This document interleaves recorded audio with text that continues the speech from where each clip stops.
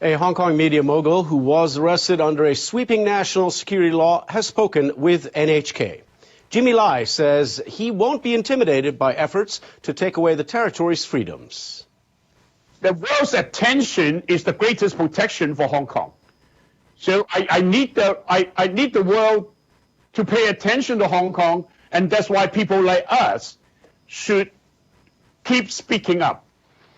Police arrested Lai on August 10th. They accused him of violating the new legislation enacted by Beijing. They later released him on bail. A pro-Beijing newspaper has reported that Lai was detained for giving money to a social media group that's calling on countries to sanction Hong Kong. Lai has denied the allegations. If I just talk to them to tell them what happened in Hong Kong and ask them please to pay attention to us, to give us support, you cannot say this is corrupting. Lai says the security law diminishes freedom of speech and the right to assemble. He said it makes it almost impossible for people in Hong Kong to organize big demonstrations. Lai also says the law is making the territory an unattractive place to do business and prompting investors to leave. Japanese Prime Minister Abe Shinzo says his government will draw up a new missile defense policy by the end of the year. Abe issued a statement at a meeting on Friday of the National Security Council. Also in attendance were Deputy Prime Minister Aso Taro, Chief Cabinet Secretary Suga Yoshihide, and Defense Minister Kono Taro. Abe cited North Korea's launching of new types of ballistic missiles as a sign Japan faces an increasingly tough national security environment. The statement says the government will consider alternatives to the land-based Aegis Ashore missile defense system in Yamaguchi and Akita prefectures. The government scrapped its plans in June to deploy the costly U.S.-made system. Abe said after he steps down, the administration of his successor will take over the matter. Our biggest responsibility over the transition is to keep up seamless discussions on protecting people's lives and property. It goes without saying the next administration must hold deeper discussions on the issue. The statement also says the defense issue will be discussed within the bounds of Japan's war-renouncing constitution without changing its exclusively defensive stance. It adds there will be no change in the basic division of roles between Japan and the U.S. People from Tokyo may soon enjoy discount domestic travel with the expansion of a national tourism campaign. The so-called Go To Travel promotion, which began in July, initially excluded the Japanese capital due to its high number of coronavirus infections. The government proposed the policy change to the coronavirus subcommittee on Friday. The campaign subsidizes personal travel and accommodation. The experts acknowledged the plan on condition Tokyo's infection rate comes down. Officials say they will follow advice and monitor cases through late September with an eye to including Tokyo from October. At the same time, they will encourage travel agencies and hotel operators to prepare for the campaign. The head of the panel stressed Tokyo's inclusion should not be firmly set for October 1st. He said the government needs to make a decision after assessing the infection situation. The number of new cases may be going down, but the outbreak is not contained yet.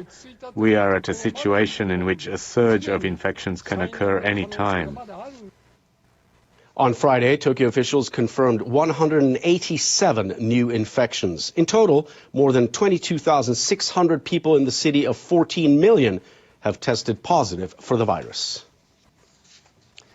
And the global race to deliver a coronavirus vaccine could face a serious obstacle: transportation. An international airline group says the equivalent of thousands of jumbo jets will be needed for distribution.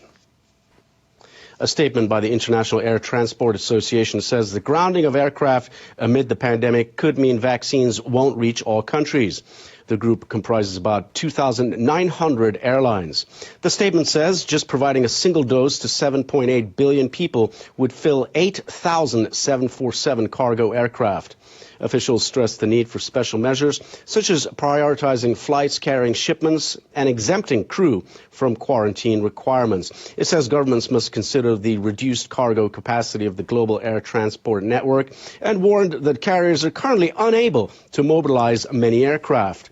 Association Chief Alexandre de Juniac says safely delivering COVID-19 vaccines will be the mission of the century for the global air cargo industry.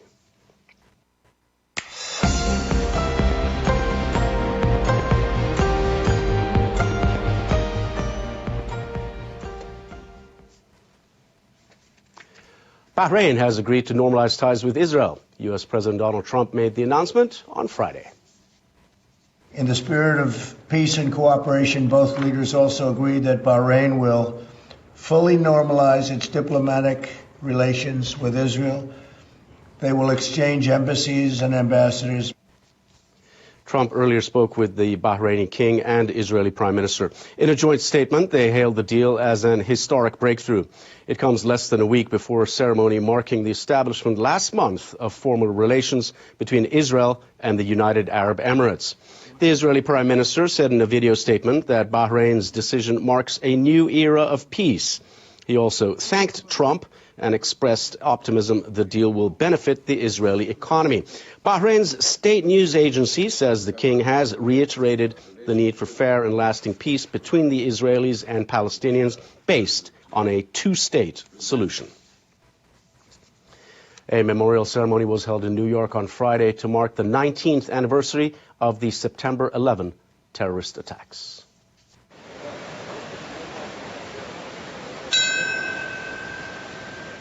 Participants observed a moment of silence. The names of each victim were then read aloud.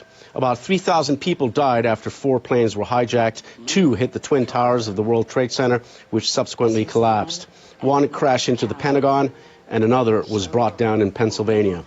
U.S. Vice President Mike Pence and Democratic presidential candidate Joe Biden were in attendance.